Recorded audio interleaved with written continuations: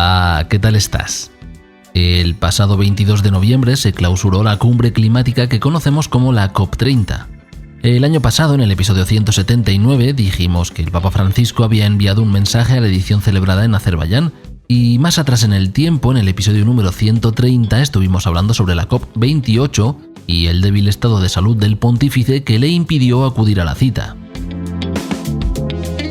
En esta ocasión centraremos la mirada en la cumbre convocada por las Naciones Unidas en Belém do Pará, Brasil. 2 semanas de trabajo y ánimos exaltados que concluyeron con un documento final de regusto agridulce. De un lado, contiene afirmaciones potentes. Ya en el primer punto dice bien claro que el cambio climático nos está impactando a los seres humanos en conjunto como una sola especie, pero que al mismo tiempo no lo hace de forma equilibrada, sino profundamente desigual.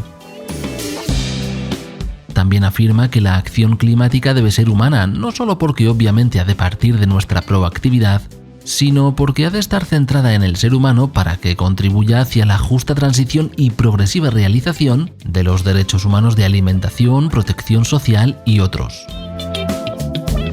Pero, por otra parte, se vuelve a poner de manifiesto la falta de compromiso efectivo de los líderes políticos para mirar de frente a la emergencia climática.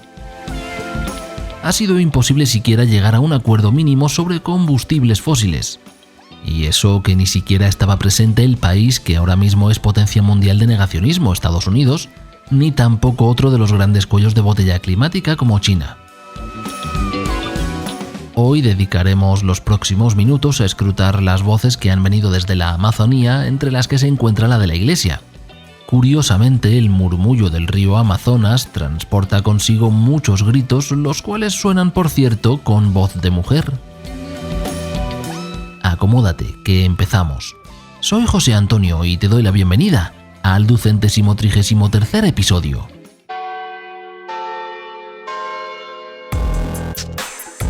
El podcast de Vida Nueva.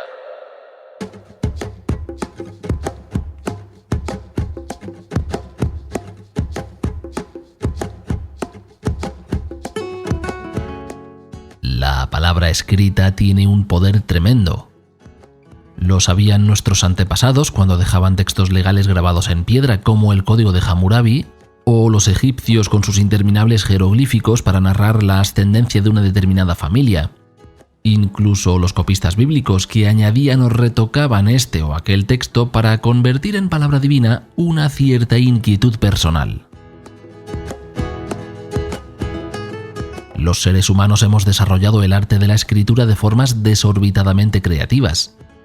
Quizás por eso, tras un cierto congreso, conferencia o encuentro, emergen comunicados de exquisita prosa, que es algo que sucede tanto dentro como fuera de la Iglesia. Párrafos que mueven las entrañas, que conectan con nuestro yo más profundo, pero que, quitada la paja narrativa, quedan en apenas un puñado de ideas con fundamento real. Comenzamos de este modo el episodio porque el documento final de la COP30 es un poco así.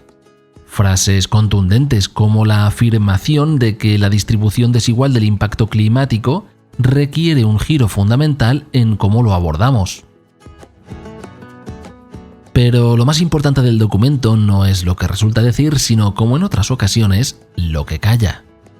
No dirige la atención a los combustibles fósiles que siguen quemándose de forma indiscriminada, ni tampoco hacia los centros de datos para inteligencia artificial que actualmente se están multiplicando como setas y que son auténticos sumideros energéticos y generadores de enormes cantidades de calor.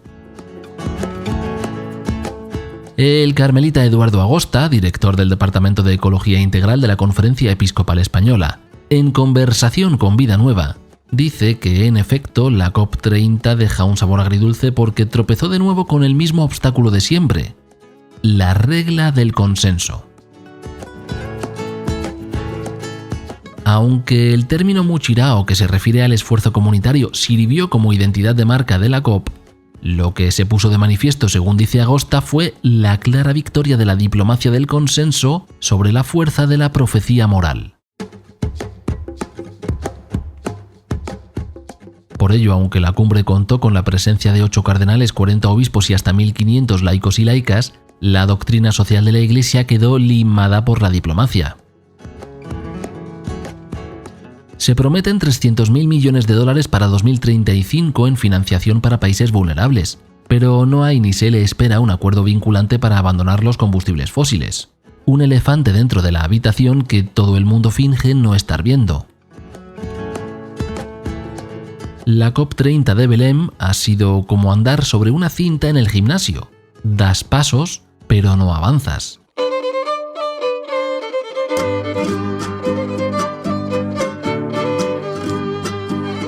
Aún así, aunque las voces de la diplomacia hayan sonado frías en esta cumbre, otras tantas han palpitado con la vida a pie de selva. La inusual y enorme presencia de la Iglesia en un evento de este tipo es, sin duda, una herencia recibida del Papa Francisco. Sin Laudato Si y sin su constante referencia al clamor de los pobres y de la tierra, León XIV no habría encontrado un fecundo terreno sobre el que animar a los creyentes involucrados en la participación climática. El cardenal Spengler, presidente del CELAM, también toma el testigo y afirma que la liturgia católica no siempre permite percibir que la cuestión climática está íntimamente ligada a la vivencia de la fe. Una fe como la de Ana María Palomino, misionera peruana que lleva décadas acompañando a los pueblos originarios, tanto en Colombia como en Perú. Es una de las vicepresidentas de la REPAM y estuvo presente en la COP30. Hablando con Vida Nueva, dice lo siguiente. Estuve en la zona verde donde iban los empresarios a dárselas de buenos. Por suerte también participé en la Cumbre de los Pueblos y en Tapirú, un encuentro por la justicia climática con representantes de todas las religiones. Me fortificó ver cómo somos muchos los que defendemos la vida y la humanidad. El testimonio de Ana María Palomino no es de tipo diplomático. Surge del contacto directo con las comunidades arrasadas por el extractivismo, por los incendios o por la ausencia de un Estado que las integre hacia una ciudadanía plena con respeto a sus territorios y sus modos de vida. Comparte también lo siguiente. Tanto en Colombia como en Perú he estado en zonas donde operaban las guerrillas y los paramilitares. A veces cuesta, pero hay que trabajar con las organizaciones locales con sus luces y sus sombras. Pero sobre todo me quedo con el testimonio de líderes indígenas con un compromiso impresionante. Solo en Perú, 40 de ellos han sido asesinados. ¿Quién piensa en las viudas y los huérfanos que dejan? La Iglesia, a través de rostros como los de la misionera Ana María Palomino, tiende puentes con los pueblos originarios. Otro ejemplo lo encontramos en Patricia Hualinga, vicepresidenta de la Conferencia Eclesial de la Amazonía y representante permanente en el Foro de las Naciones Unidas sobre cuestiones indígenas. Su padre, Sabino, fue chamán y también fue el primer catequista y ministro de la palabra Saracayu, el pueblo al que Hualinga pertenece. En conversación con Lucía Capuzzi para Don X Amondo, dice sobre su padre. Fue un maestro de vida y de fe. Me enseñó que no existe conflicto entre la tradición indígena y el Evangelio. Hay un solo Dios, Padre y Creador, como nos enseña Jesús. No podemos verlo, pero está presente en todas las cosas, empezando por la naturaleza. Esta última no es una divinidad, ni lo son los ríos, la tierra o los árboles. Mi padre, como chamán, a través de los sueños y las visiones, lograba comunicarse con el bosque y aliviar los sufrimientos de los enfermos, del cuerpo y del espíritu. Nunca se confundió. Dios, sabía y nos repetía, trasciende todo y a todos.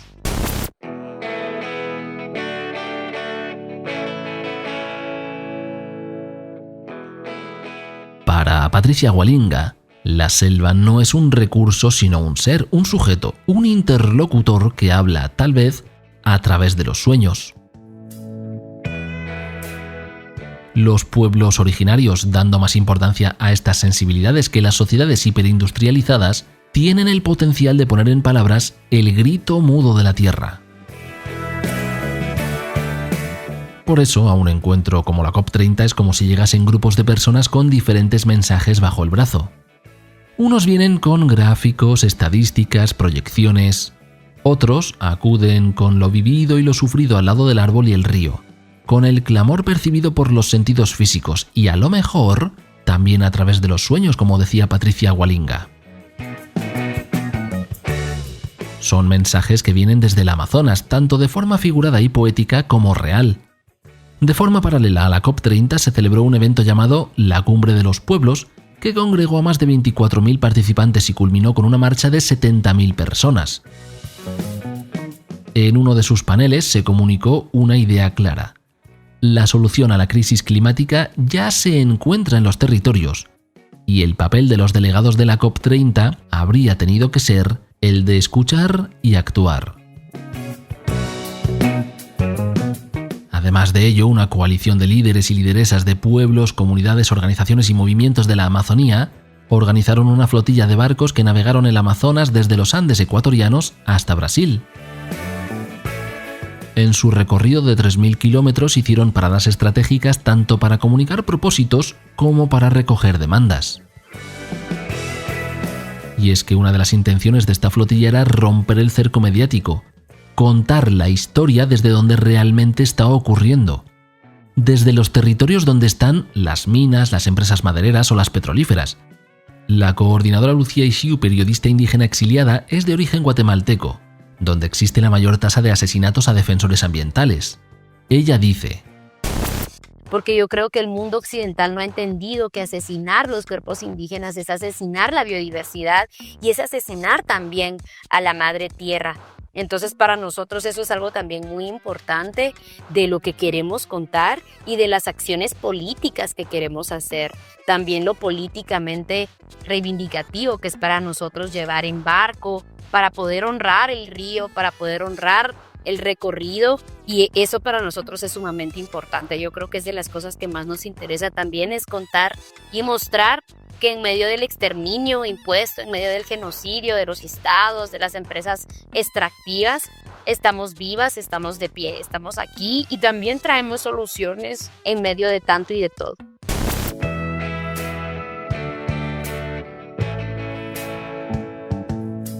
Navegar es, por tanto, más que desplazarse por el río. Es un acto político, casi un ritual. Es como hacer el viaje del conquistador Francisco de Orellana, pero al revés. No para conquistar, sino para sanar. Esta caravana de barcos llamada Yakumama llegó a Belén con mochilas cargadas de historias y también con la certeza de que, aunque las declaraciones políticas se sigan quedando cortas, las comunidades no están esperando permisos para defender sus casas. Eso lo sabe la Iglesia, que comparte con ellas su día a día. Pero de manera análoga a lo que decíamos sobre la declaración de la COP, esta Iglesia encarnada no puede entenderse desde una eclesiología de despacho que se apropia, por ejemplo, del término Pachamama y lo convierte en algo despectivo para englobar a toda una diversidad humana que escapa a los cuadriculados límites de una industria eclesiástica que prácticamente ve la situación como un negocio de almas. En la COP30, la diplomacia de consenso venció a la profecía moral. A veces, en la Iglesia, eso también ocurre.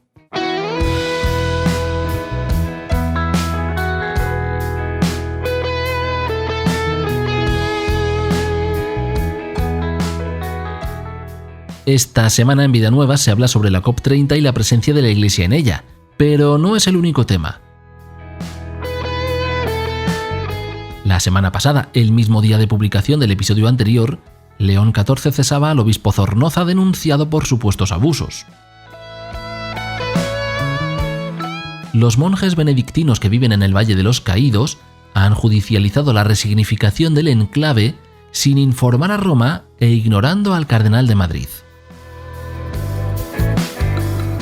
El Dicasterio para la Doctrina de la Fe está funcionando a pleno rendimiento y ha sacado una nueva nota doctrinal a propósito del matrimonio como alianza monógama. Desde Europa habrá quien no comprenda su publicación, pero basta con cambiar la perspectiva y pensar, por ejemplo, en el acompañamiento a musulmanes convertidos al catolicismo que previamente se habían casado con varias mujeres. Para no perderte noticias como esta y muchas otras, considera ahora suscribirte a Vida Nueva para recibir y tener acceso a 47 números cada año. Para saber cómo hacerlo, solo tienes que visitar vidanuevadigital.com/suscripciones.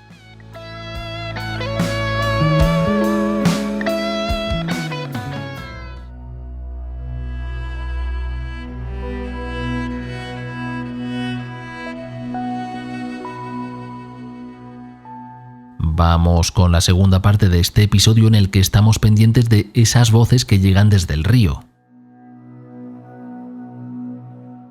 Al hablar sobre acciones en relación con el cambio climático, puede que se nos venga a la mente la imagen de grandes cumbres como la COP, de pactos que se firman entre apretón y apretón de manos, o de esas estadísticas que ocupan los titulares de aquí y de allá. Ahora bien, ¿eso es todo? Al hilo de la caravana Yakumama que recogía el clamor indígena que debía ser escuchado en la COP de Belém, podemos pensar por un momento en que las desigualdades humanas pueden ser imaginadas como bloques de construcción de juguete, donde apilamos una pieza encima de otra.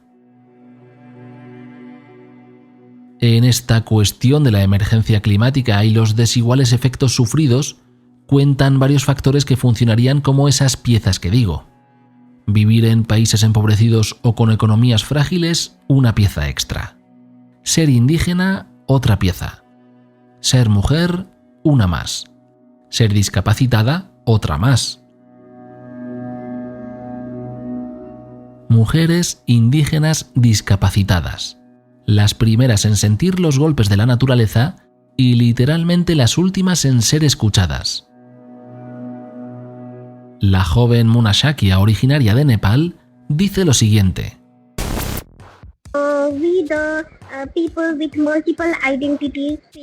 Nosotras, la gente con múltiples identidades, tenemos que afrontar muchas vulnerabilidades, como el hecho de que somos marginalizadas en nuestras comunidades donde nos dan la espalda. Debido al cambio climático, tenemos además que superar múltiples barreras como psicológicas, institucionales y ambientales. Environmental barrier as well, and if we talk about if something happens, climate disaster like landslide, flood. Si hablamos, por ejemplo, de un desastre climático como un corrimiento de tierra, la persona discapacitada indígena, al tener además una identidad propia como un idioma propio, puede afrontar una barrera comunicativa extra. Pueden quedar al margen de la información. Queremos estar en las mesas de discusión. Estamos siempre en primera línea del cambio climático. We are always at the front line of the climate change.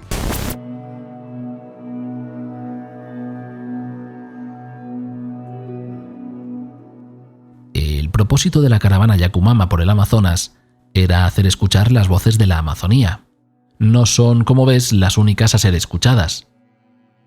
Cada una de esas piezas de construcción va añadiendo barreras, limitaciones e invisibilidades.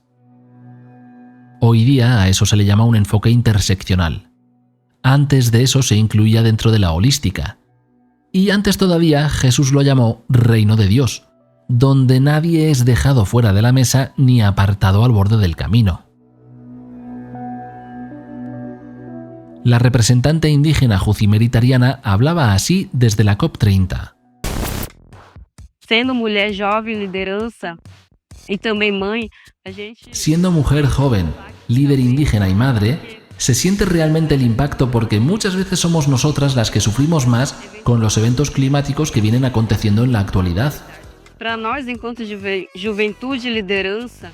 Para nosotras, como juventud en el territorio, es muy importante representar a las juventudes, a las mujeres, y estar en este espacio para que la gente sea escuchada, para que podamos dirigir nuestras demandas y sean encaminadas y realizadas dentro de nuestro territorio.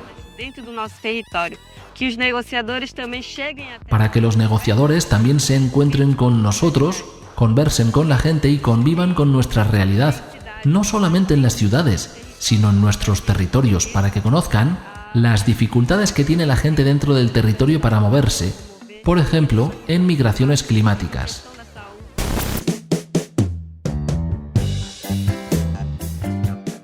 Esta joven habla claro. Para negociar es importante ir a caminar por los mismos senderos. Al fin y al cabo, hablar sobre adaptación climática, sobre soluciones medioambientales, desde la comodidad de un centro de convenciones con aire acondicionado, es, sin duda, muy distinto a hacerlo desde una comunidad donde los senderos no son tan transitables o donde la temperatura ha obligado a reorganizar la vida entera porque a cierta hora de la mañana ya no se puede salir a trabajar por el calor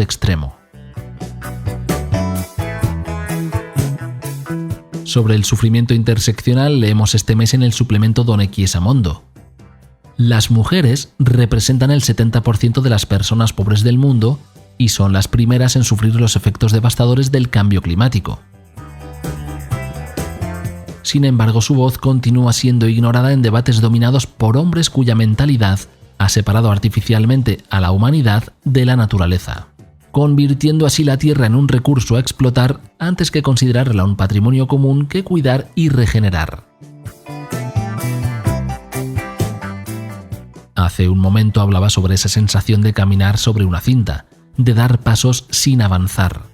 Las declaraciones políticas e institucionales parece que traigan aire fresco en la dirección del cuidado de la casa común sin que, en la práctica, sea algo que termine por concretarse en acciones y soluciones duraderas. El texto final de la COP30 reconoce que casi la mitad del mundo carece de protección social y que precisamente es esa gente que no la tiene quienes más sufren los impactos climáticos. Además, ofrece la promesa de inversiones para pequeños agricultores, recolectores y comunidades indígenas. Pero esta financiación, ¿de dónde saldrá de manera efectiva? Pienso ahora, por ejemplo, en cuando el magisterio pontificio iba desarrollando la doctrina social de la Iglesia y cuando eso aterrizaba en los distintos países, las personas responsables se aseguraban de mantener esos textos en cajones cerrados bajo llave porque tales ideas no encajaban con su visión del catolicismo o la catolicidad. Con las acciones climáticas, lo mismo. Llegado el momento serán eventualmente utilizadas como arma política, lo mismo para anotarse un tanto que para arrebatárselo a los rivales.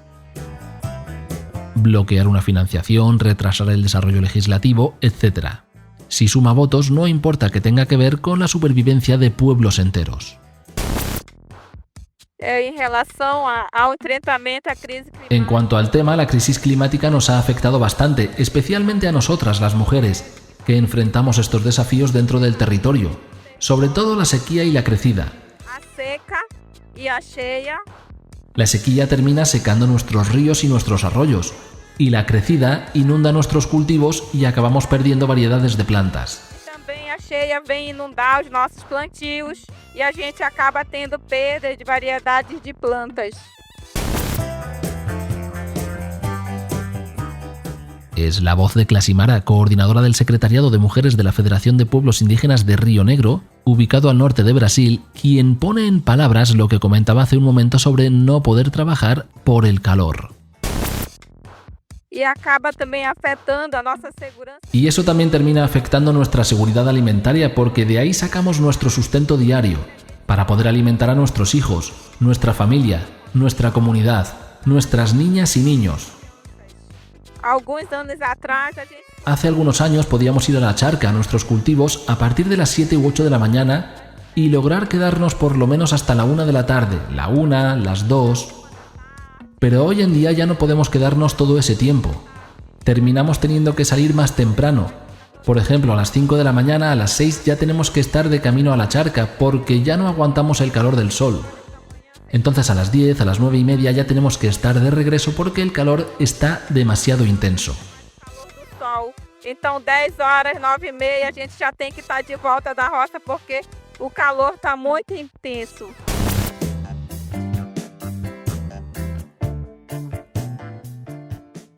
Entonces, cuando nos sentamos a escuchar a las personas de tú a tú, tal como hace la Iglesia en muchos territorios indígenas, vemos cómo emerge la necesaria pregunta.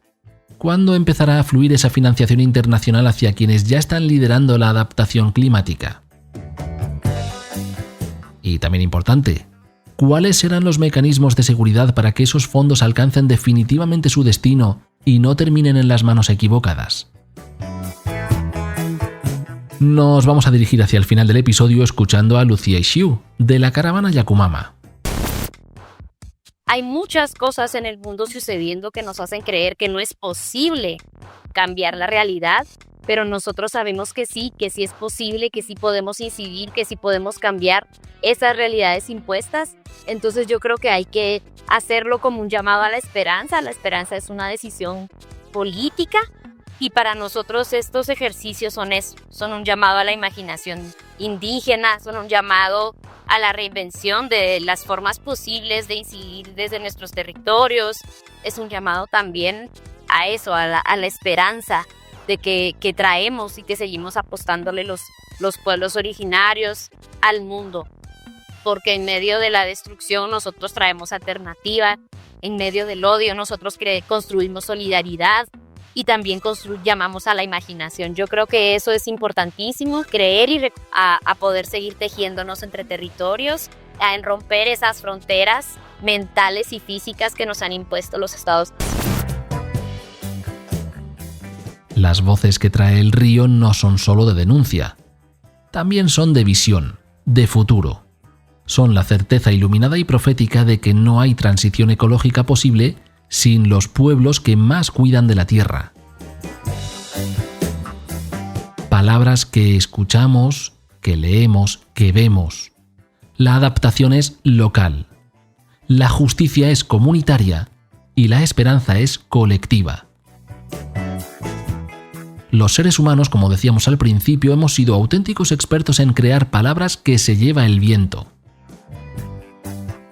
Quizás debamos desarrollar otra maestría, la de escuchar las voces que trae el río.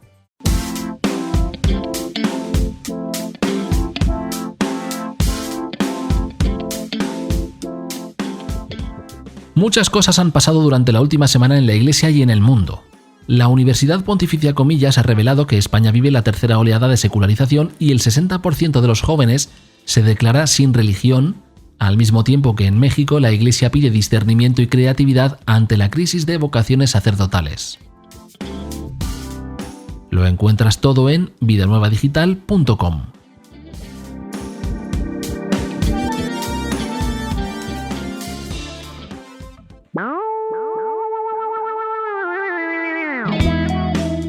Llegamos al final del episodio después de unos minutos en compañía mutua. Gracias por quedarte conmigo. Hemos comenzado en la COP30 celebrada en Belém y hemos ido ampliando el cerco de nuestra mirada para dejar entrar diversas realidades que suelen quedar fuera de los focos mayoritarios. La Iglesia acompaña muchas de ellas por medio de las misioneras, laicos, sacerdotes que entregan la vida por las comunidades aplastadas por varias causas, a veces de forma literal. Espero que te haya gustado el episodio. Es un buen momento para que lo compartas en tus redes sociales, dejes un me gusta, escribas un comentario o me mandes un correo. Por mi parte, nada más. Me despido. Te deseo una feliz semana. Nos escuchamos en 7 días.